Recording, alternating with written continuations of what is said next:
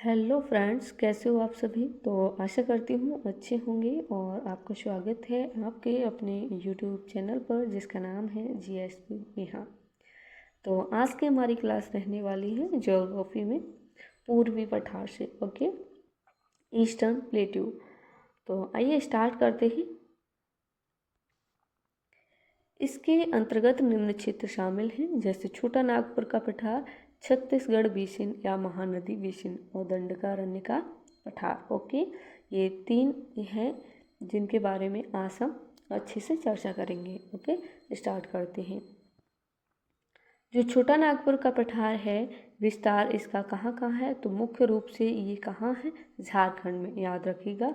अन्य जैसे दक्षिणी बिहार, उत्तरी छत्तीसगढ़, पश्चिम बंगाल और ओडिशा का उत्तरी क्षेत्र तक छोटा नागपुर का विस्तार है। जो छोटा नागपुर का पठार है, इनका इन राज्यों में भी विस्तार है, जैसे दक्षिणी बिहार है, छत्तीसगढ़ है और पश्चिम बंगाल, ओडिशा और ये। ओके, तो याद रखिएगा। इसके उत्तर में इसके उत्तर पूर्व में राजमहल पहाड़ी और उत्तर में हजारीबाग का पठार तथा दक्षिण में रांची का पठार तथा इन तीनों की संरचनाओं के मिलने से इसका निर्माण हुआ है।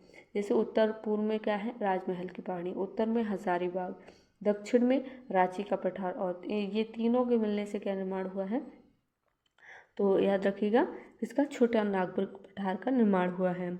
नेक्स्ट, दामोदर नदी। जो दामोदर नदी है वो रांची के पठार को हजारीबाग से अलग करती है, ये भी याद रखिएगा। रांची का पठार है वो रांची के पठार से निकलने वाली स्वर्ण रेखा नदी छोटा नागपुर की दूसरी सबसे बड़ी नदी है और रांची के समीप इस नदी पर क्या है, हुंडरू जलप्रपात, याद रखिएगा। किस नदी पर है, तो जो रांची के समीप है स्वर्ण रेखा नदी। ओके, इसी के मतलब समीप क्या है, हुंडरू जलप्रपात, ये भी याद रखिएगा। यहाँ पर एक क्वेश्चन रह गया ऊपर। हाँ, जो हजारीबाग की जो चोटी है वो हजारीबाग की चोटी है जिसका नाम है पारसनाथ हिल, ये छोटा नागपुर की सबसे ऊंची चोटी है, ये भी याद रखिएगा। नेक्स्ट देखते हैं। जो दामोदर नदी है वो छोटा नागपुर पठार की सबसे बड़ी नदी है, ये भी याद रखिएगा। कौन सी नदी, दामोदर नदी। नेक्स्ट है छत्तीसगढ़ बेसिन या महानदी बेसिन।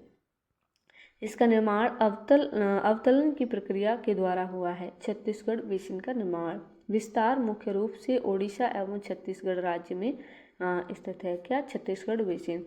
छत्तीसगढ़ बेसिन छोटा नागपुर के रांची पठार को दंडकारण्य पठार से अलग करती है। कौन, जो छत्तीसगढ़ बेसिन है।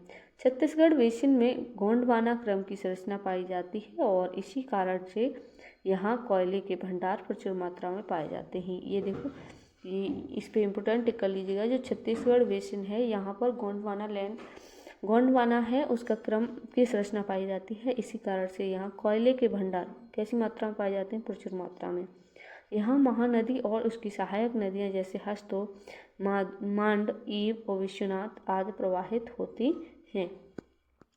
नेक्स्ट है दंडकारण्य का पठार और ये इसका विस्तार यह भारत के मध्य भाग में स्थित है। ओडिशा, छत्तीसगढ़, महाराष्ट्र, तेलंगाना तक विस्तार है।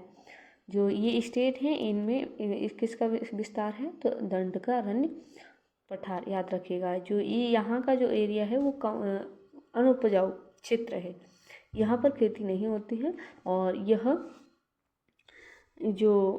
खनिज भंडारण के लिए बहुत महत्वपूर्ण क्षेत्र है। यहाँ टिन धातु दंडकारण्य पठार में स्थित है, बस्तर क्षेत्र में पाई जाती है जो टिन धातु है। नेक्स्ट, गोदावरी की सहायक नदी इंद्रावती का उद्गम यहीं से होता है। कहाँ से, दंडकारण्य पठार से। ओके, नेक्स्ट उत्तर पूर्वी पठार, इनके बारे में भी जानते हैं।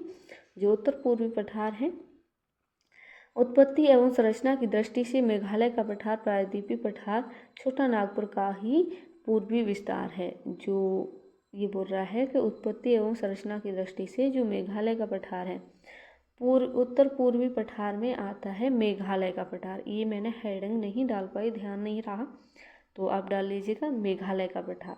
ओके, जो मेघालय का पठार है इसकी उत्पत्ति एवं संरचना की दृष्टि से जो मेघालय का पठार है वो प्रायद्वीपीय पठार का ही पूर्वी विस्तार है। जो राजमहल, गारो, गैप अथवा मालदा गैप के द्वारा अलग हुआ है। पश्चिम और पूर्व की ओर गारो खासी जयंतियाँ तथा मिकिर आदि पहाड़ियाँ अवस्थित हैं। जो गारो खासी जयंतियाँ हैं ये कहाँ पर पाई जाती हैं? मेघालय, याद रखिएगा, यहीं पर मेघालय का पठार। यहाँ पर धारवाड़ संरचना सिवनी शिलोंग रेंज सबसे ऊंचा पर्वतीय क्षेत्र है, इसीलिए इसे शिलोंग का पठार के नाम से भी जाना जाता है। इस क्षेत्र की सबसे ऊंची चोटी कौन सी है? जो नौकरेन है, इस क्षेत्र की सबसे ऊंची चोटी है मेघालय के पठार की। गारो खासी जयंतियाँ इस पठार में निवास करने वाली प्रमुख जनजातियाँ हैं, ये भी याद रखिएगा। नेक्स्ट, यहाँ पर लेटराइट मृदा और सदाबहार वन की अधिकता पाई जाती है। ठीक है, यहाँ पर कौन सी मृदा पाई जाती है? लेटराइट, और वन कौन से? सदाबहार। औसतन से अधिक वर्षा होती है इस एरिया में। नेक्स्ट, दक्कन का पठार, ये भी इससे भी क्वेश्चन बनते हैं एग्जाम में।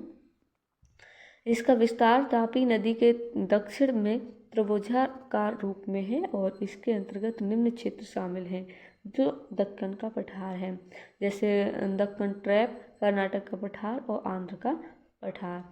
अब इसके बारे में देखते हैं। जो दक्कन ट्रैप है, विस्तार 16 डिग्री उत्तरी अक्षांश के उत्तर से लेकर उत्तर पूर्व में नागपुर तक है। 16 डिग्री उत्तरी अक्षांश, ठीक है, उसके उत्तर से लेकर उत्तर पूर्व में नागपुर तक है। महाराष्ट्र में बेसाल्ट चट्टानों से निर्मित संरचना होने के कारण यहाँ काली मिट्टी का विकास हुआ, इसीलिए यह क्षेत्र कपास के उत्पादन की दृष्टि से सर्वाधिक महत्वपूर्ण है।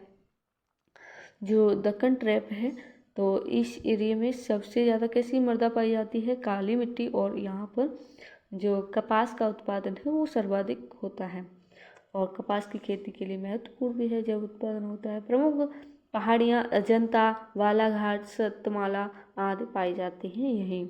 इसी क्षेत्र में गोदावरी नदी बहती है दक्कन ट्रैप में। नेक्स्ट, कर्नाटक का पठार, बाबा बुदान यहाँ का सबसे ऊंचा पर्वतीय क्षेत्र है। बाबा बुदान कहाँ का है? कर्नाटक का, याद रखिएगा। यहाँ लौह अयस्क का सर्वाधिक भंडार है। प्रमुख नदियाँ कृष्णा, कावेरी, तुंगभद्रा, सारावती व भीमा यहाँ की प्रमुख नदियाँ हैं कर्नाटक के पठार की। नेक्स्ट, सारावती नदी भारत का जलप्रपात है। सारावती नदी पर किसका जलप्रपात है? भारत का, जो बहुत ही महत्वपूर्ण है, जिसका नाम है गढ़सोप्पा या जोग भी कहा जाता है जल प्रपात। ओके, भारत का सबसे महत्वपूर्ण। और महात्मा गांधी जल को और किस प्रपात, जो महात्मा गांधी जलप्रपात है, इसे और किस नाम से जाना जाता है? तो ये आपके लिए क्वेश्चन है, या ओके आपको बताना है, तो आप भी कुछ सर्च कीजिएगा। सर्च करने की कोशिश क्या करो, देखो फिर उस चीज़ के बारे में पूरी नॉलेज मिलती है। अगर यहाँ पे मैंने पूछा कि जो महात्मा गांधी जलप्रपात है उसे और किस नाम से जाना जाता है, तो ये चीज़ आप सर्च करोगे। सर्च करने से नॉलेज बढ़ती है। ओके, तो स्टार्ट करते हैं। जैसे जो कुंचिकल जलप्रपात है भारत का सबसे ऊंचा जलप्रपात है, जो कहाँ पर है? कर्नाटक में बराही नदी पर। ओके, भारत का सबसे ऊंचा जलप्रपात क्या नाम है? कुंचिकल। और नेक्स्ट देखते हैं, आंध्र का पठार, इसके अंतर्गत रायलसीमा का पठार तथा तेलंगाना का पठार शामिल है। कृष्णा और गोदावरी नदी बेसिन के मध्य में कोल्लेरू झील स्थित है, जो एशिया की सबसे बड़ी दलदली भूमि है। ओके, तो आज के लिए इतना ही, और इससे आगे हम नेक्स्ट वीडियो में नेक्स्ट टॉपिक लेके आएंगे। और ज्योग्राफी की क्लासेस थोड़ी ज़्यादा होने वाली हैं, क्योंकि मैंने इसे शॉर्ट में नहीं करा रही हूँ, और कोई भी टॉपिक हो लंबा ही चलता है। जैसे अभी कराया, जैसे दक्कन का पठार है, इसके बारे में सारी जानकारी देना, फिर इसको कितने क्षेत्रों में शामिल किया गया, अलग अलग क्षेत्र हैं, तो ये सब कराया है। तो इसमें से आप अगर किसी भी एग्जाम क्वेश्चन पूछे जाएंगे तो आप ज़रूर करके आएंगे। ओके, तो मिलते हैं नेक्स्ट वीडियो में, तब तक आप अपना ख्याल रखिएगा। ओके।